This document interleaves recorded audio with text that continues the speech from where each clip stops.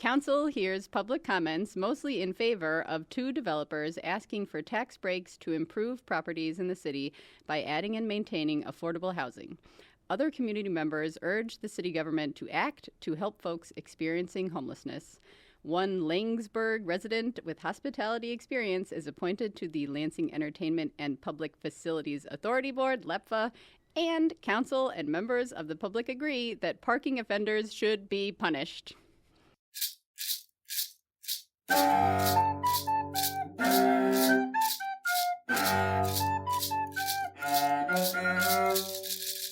Welcome to What Lansing Council, a podcast transforming Monday night's Lansing City Council meetings into an enthralling recap. I'm your host, Jill Dombrowski, and today my very special guest is Ben Shuldiner, our Superintendent of the Lansing Public School District. Welcome, Ben. Well, thank you so much for having me. It's an honor and privilege to be here. Awesome. And you have been with the Public School District since the summer of 2021. Yep.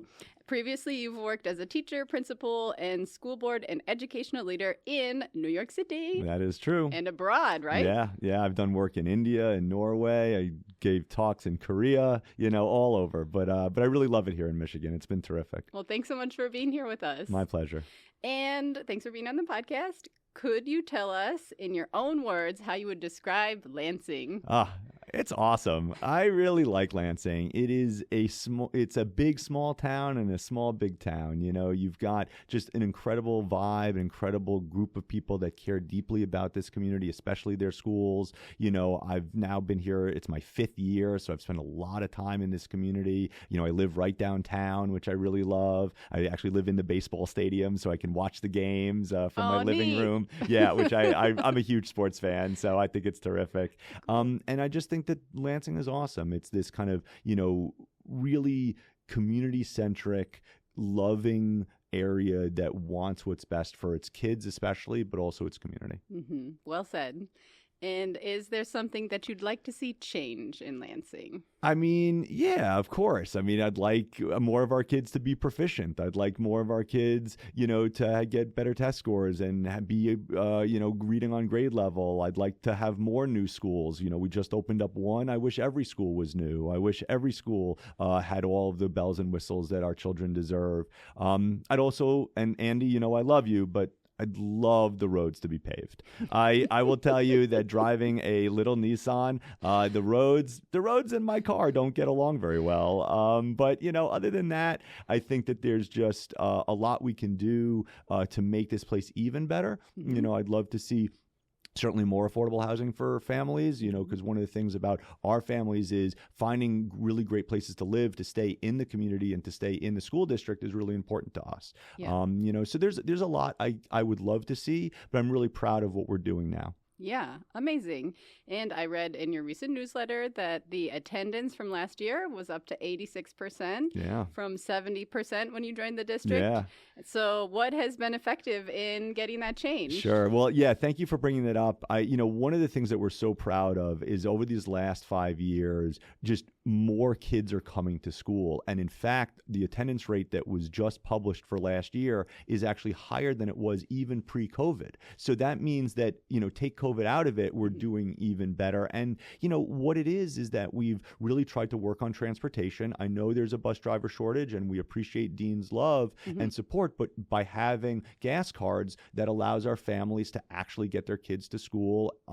We have our high school kids on the CATA bus. That's been great. I know there was some pushback early on, but, we know it's working because the high school attendance rate, even the year we started it, was higher than it was pre-COVID because, kids will joke with me and they'll say, when we missed the yellow bus, we had an excuse not to go to school. But there's always another CATA bus, so we have to go to school. And I say, that's the deal, right? Yeah. So, and it's also just about having better relations with our families, making sure that the schools have really good relationships with the families, making sure that there's this expectation of going to school and support of coming to school. Yeah. A lot of times families want to have their kids come to school, but maybe something happened, car broke down, or somebody's sick, or they can't get the kids to school. Yeah. So just working closely with the families to make sure we get kids to school, that's great. And the other thing that we find is, now we have middle school sports. Now we have a lot more activities, after school programs. And, I loved math as a kid, but not every kid did. And I appreciate that if a kid says, look, I don't want to come to school today, but they're coming because they're playing basketball, or they're going to art, or they're going to music, or they're practicing for the musical. If that's what's enticing them, great. And that's what we're seeing happening. Yeah. Amazing. It's great to see, you're trying things, and even though there's pushback, you are seeing a difference. Oh, yeah. So thank you. Sure. I want to talk a little bit more about the school in context of what else is happening, at the city and the state level. So Sure. I know that the state budget has not come through. That's true. Nervous and worried are you about that? I don't get nervous. I mean, Good for you. Thank you. Yes. So here's the deal is, it's not great. There is no state budget. They were supposed to have a state budget July 1st. They blew right through that deadline. And now we're up against a really hard deadline, which is October 1st. Okay. And what happens is, if there's not a budget by October 1st, that's going to impact state things, maybe state parks, maybe some state employees. The school district is still okay. Okay. The date for us that's going to be really meaningful is October 20th. Okay. Why October 20th is because that's when the next check comes. So right now, yes, October 1st, the state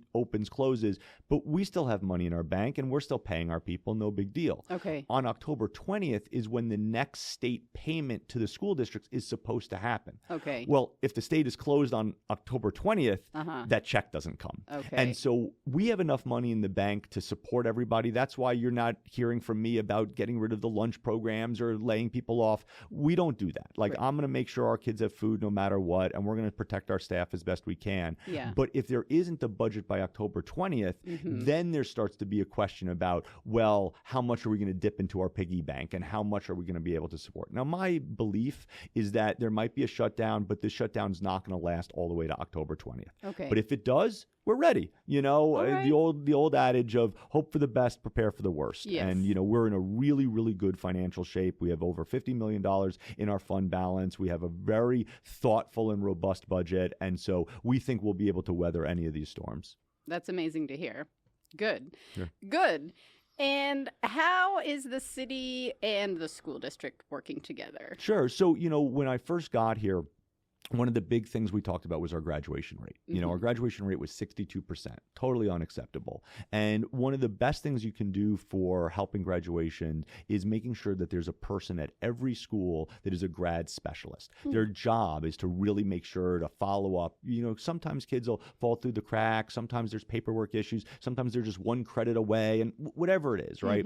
And so we created this really wonderful grad specialist program. And I had a meeting with the mayor, and I had a meeting with Justin Sheehan, the head of the Promise, and they said, well, what do you need, Ben? I said, well, you know what? I would love some funding for grad specialists. And so the two of them made a deal where the city actually helped fund it the first 2 years, and the Promise has now funded it for the last 2 years. Okay. And so the city, has been really thoughtful about supporting. Now, most of their money has to go to the city. I get it. I have my own budget. But just the fact that the city was willing to help support because they had COVID money and ESSER money. And so that initial partnership has now grown and blossomed into all sorts of things. The city has been very, very supportive of, the school district. I mean, I've got to give credit to the mayor. He sent both his kids to our schools.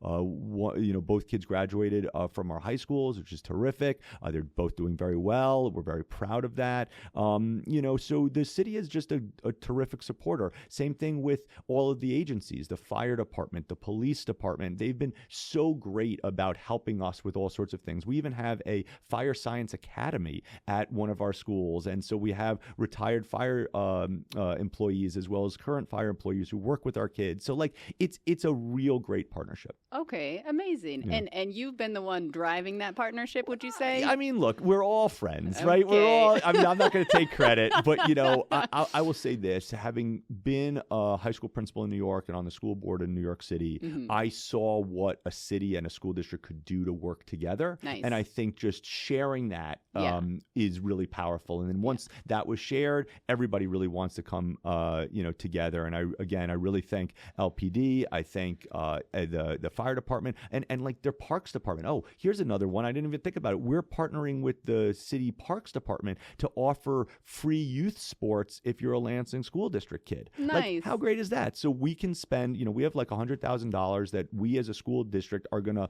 fund, but it's going to be running through the parks department. How wonderful, right? Those are the kinds of partnerships that I really appreciate the city giving us. That's great. Great to hear everybody working together. Yes. And you mentioned the Lansing Promise, or can you just say what that is? Absolutely. Okay, great. So one of the wonderful things about the Lansing community is that we have the Lansing Promise. And what that is if you live in the Lansing School District boundaries and you go to a Lansing school and you graduate from a Lansing school, you actually can get money towards college. And I think it's like $20,000. And if it's LCC, you get basically a free ride. If it's MSU, you get about 2 years. So it's really quite powerful. And I know they've also added that it's not just college, but if you're doing apprenticeship work or, building trades, that they'll buy tools and things like that. So it's really great. It's right now, I think 4 colleges, but I know they're looking to expand. Okay. But certainly the ones that we have really close relationships with are LCC and MSU because,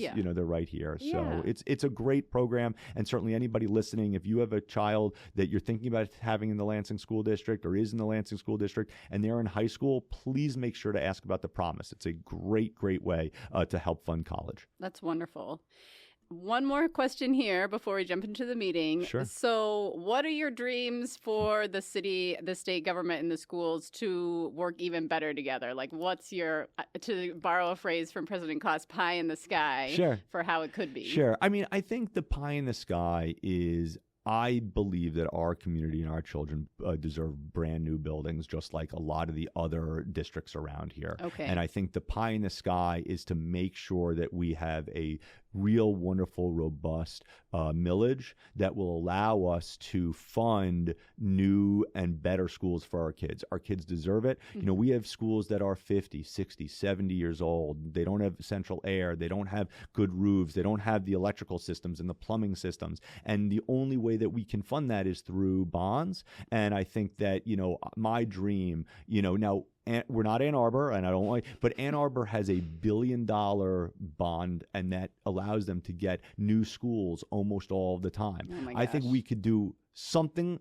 like that. I'm not saying $1 billion. I know Ann Arbor has a different tax bracket, but what I think the pie in the sky is to say, look, we can really do something special in this district by bringing our facilities up to the level that our kids and our staff really deserve. Yeah. The other pie in the sky, and I've said this since I got here, is I would love to just see more community members in our schools.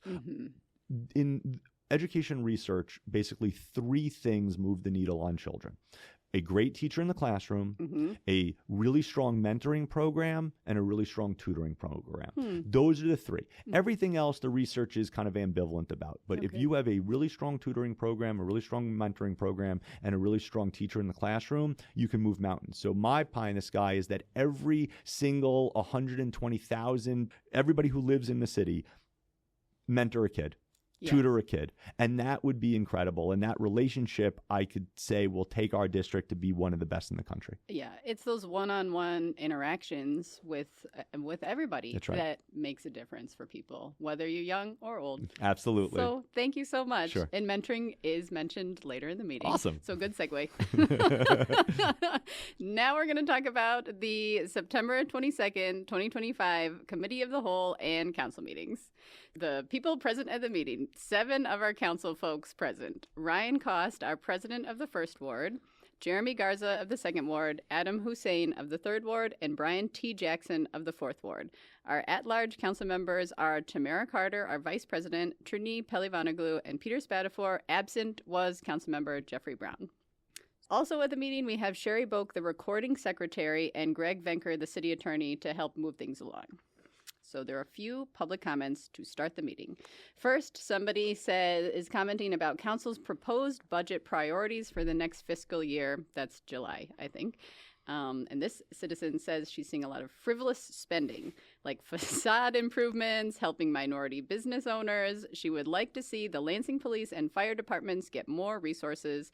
And she recaps a call she heard on the scanner when someone was injured on the river trail and the responders didn't have the proper equipment to get to that place. She attempted to drive herself on a golf cart there to help, but was not able to get there before the responders. So we need some more help for people there.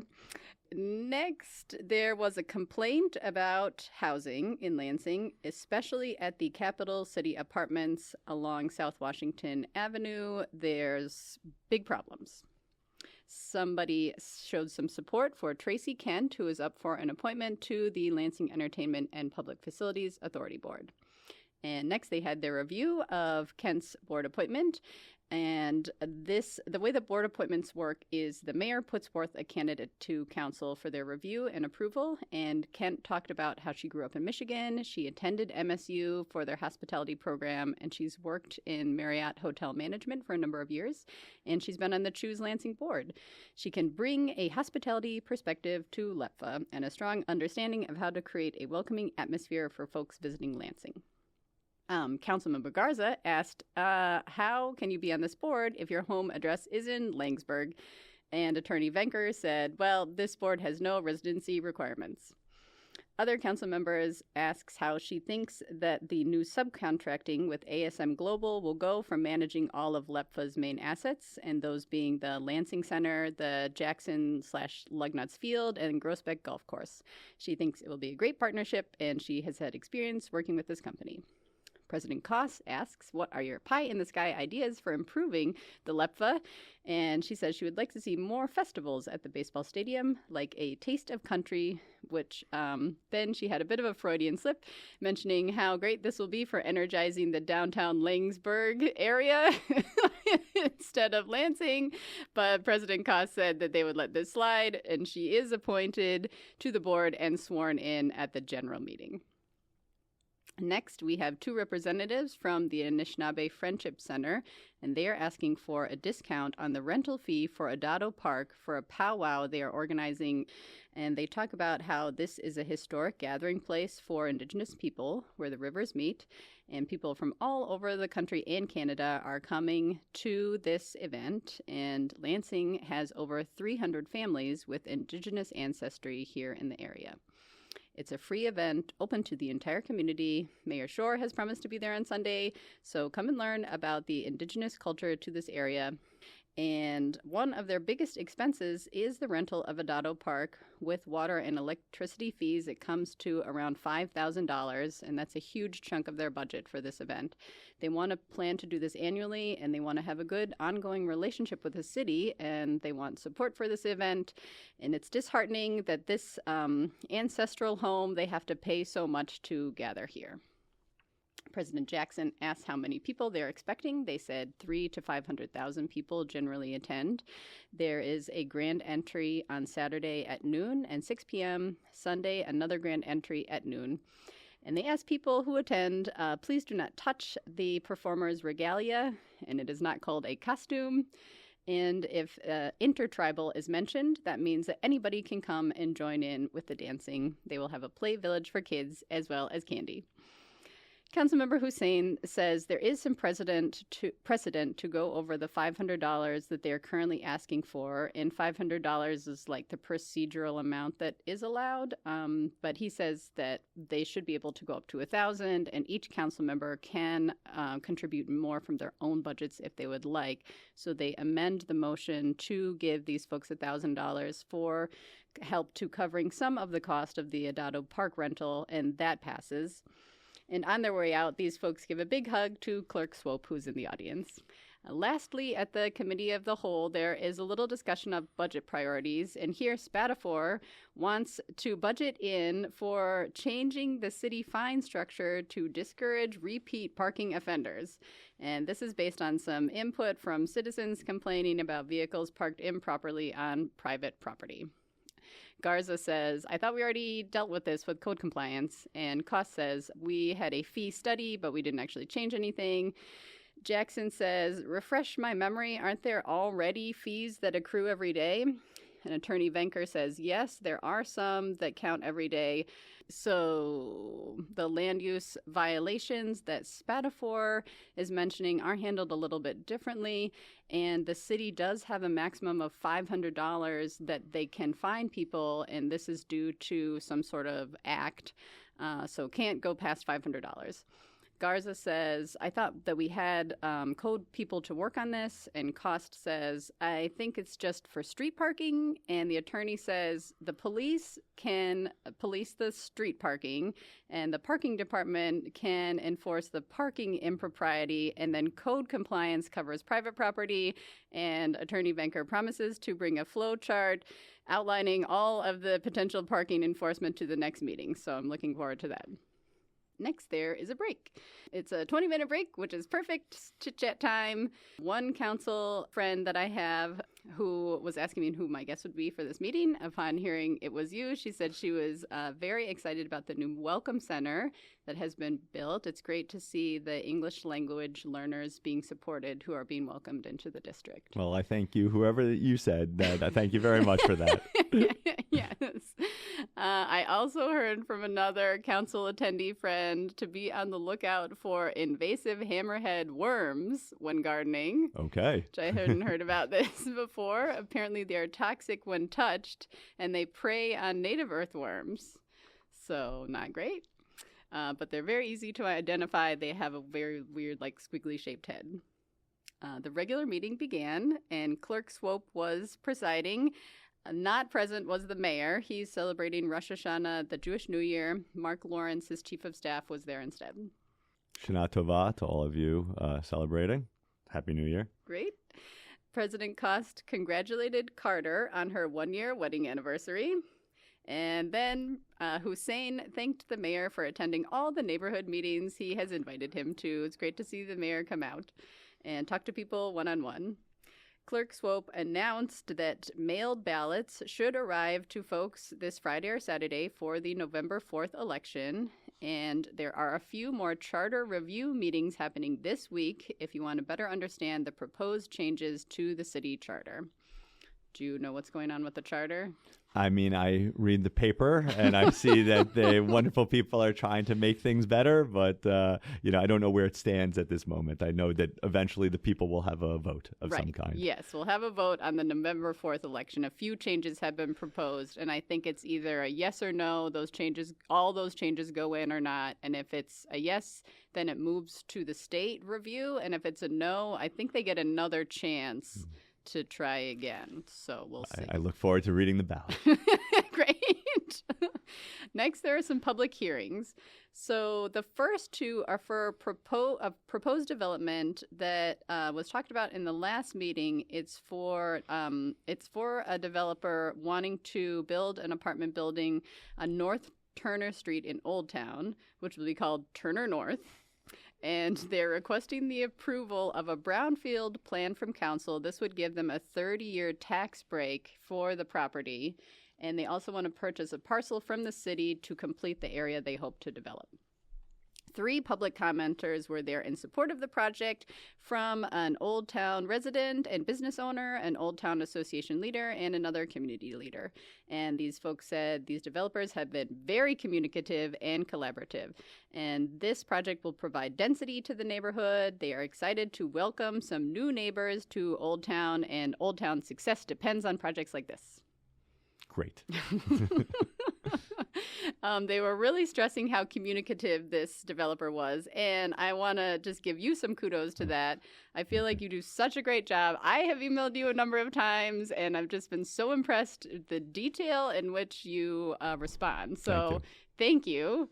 My pleasure. Is that like something you intentionally set out time for, and talk about how to do that so everyone else can? Sure. No, absolutely. I mean, look, the role of a superintendent is to make sure that I am of service to the community. And I think it's very important that I respond to everybody that can come my way. And so I have a rule, which is you're going to get a response from me within 24 hours if it's an emergency, and 48 hours if not, of course, barring whatever, thing might happen. And so I just spend a lot of time making sure that happens. I'm pretty quick at typing, which is pretty great and helpful. Nice. So thank you to my 6th grade teacher who made me do that. Yeah, wow. Exactly. And I mean, my role is to be as supportive of the community as possible and at least respond, right? You might not agree with it, you might not, whatever, but that is my role. And so I try to make sure that I have enough time in the day while also visiting schools and being in the community that I'm able to do that. And I certainly, it is more rare than you would think. Not a lot of superintendents do that, but I think it's really important. And then also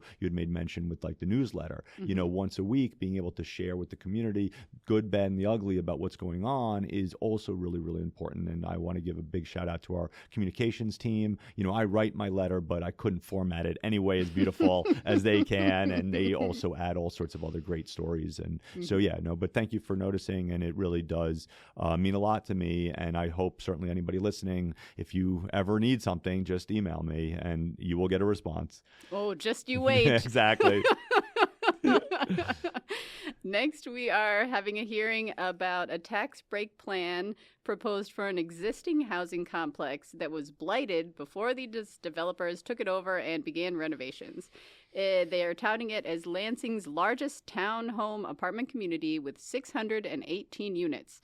These developers have already spent $8 million on the renovations, and they would like some tax breaks for being such good community partners. 4 people gave up to give public comment. One was the developer himself, and 3 others were employed by him. And they all talked about how in the last meeting, Councilman Jackson had questions about the affordability of these units, and they stressed that they are affordable to folks making $20 to $30 an hour, with rents from $700 to $1,700 a month. They also talked about all that's been done since the last meeting 2 weeks ago. They're bringing more units up to code. Their progress has been steady, but with the city tax breaks, it could be accelerated. Then there were 2 public hearings with no comments. One for an ordinance change to make the dollar threshold for city projects requiring bidding to be adjusted for inflation, and one for updating the principal shopping district role for 2025, and that's a listing of all the businesses within the shopping district. So kind of a procedural item there. There were a few wrap-up comments by council. Council Vice President Carter thanked President Cost for remembering her wedding anniversary. And Lawrence, the chief of staff on behalf of the mayor, talks about how fire department workers handed out fire alarms over the weekend and how this is the inexpensivest way to save lives. How's the fire alarms going in the schools? Yeah, I mean, look, this is why you need a bond, right? I mean, a lot of our modern schools have really, really good fire suppression and technology, but some of our older schools, I mean, we follow code, of course, but, there are things that we can always do better. But, thanks to our really wonderful custodians and our staff, we're ready to go. And the good thing is the old buildings are very strong. So, they're not going to burn Sexton's down. not going anywhere, it's, North is really strong. So, but great. yeah, we feel very safe in our buildings. Okay. And I'm hearing a lot about drills that the students do, fire drills. Yeah, I mean, the state is really clear about that, is we have to make sure that students do fire drills. We do all sorts of other safety drills as well. And, the good news is we've spent a lot of money on safety and security in the district. So we have everything from cameras to secure vestibules to actually bullet-resistant film on some of the windows, the exterior windows. We've done a lot to try to make sure that our buildings are as safe as possible. There's fences around our schools now, and so we've really done a lot there. But we could always do better. But I'm very proud of that work. Yeah. All right. Great. Next, we have some public comments. A few pages of public comments here, so bear with me. They're all over the place at this meeting.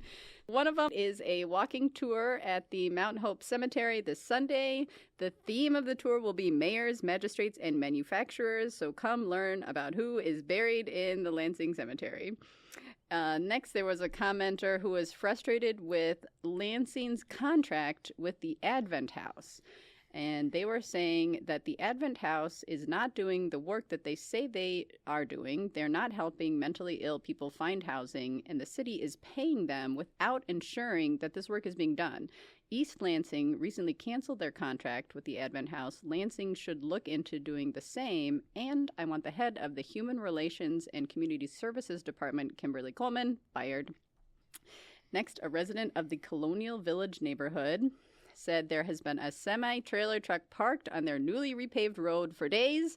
Ryan, Council President Cost, I sent you an email about this. I thought you were all about getting heavy vehicles off the street, and this is in reference to a trash pickup collection consolidation effort that Cost had started, but that has stalled. He says, I really want to hear back from you on this email I sent. Are you going to respond to me? And then this is one of my favorite parts of the meeting. This guy pauses and holds his hand up to his ear and just waits. And Council President Cost says, yes. And then the guy sits back down. Another commenter talks about how he recently toured the Walter French School and what an amazing example this was of a legacy project. This is an old school building that was recently renovated into apartments. He says we need more of these, but he says he would love to see that the unhoused folks be brought to the table. He says he knows that there are folks in this process of moving into housing who are community leaders in their own community, and he asks that council mentor these folks to bring them up to be leaders in our larger community. And I thought that was very sweet. Citizen talked about wanting to expand the CATA, Capital Area Transportation Authority, bus routes in the Old Everett neighborhood in Ward 2 to make this neighborhood more connected.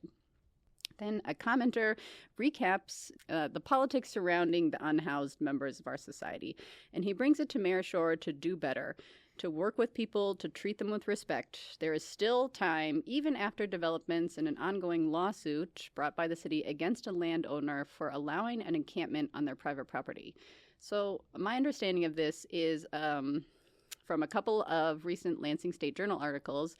The presiding judge in this lawsuit has ordered the disbandment of the encampment due to safety concerns around the use of propane for heating and cooking.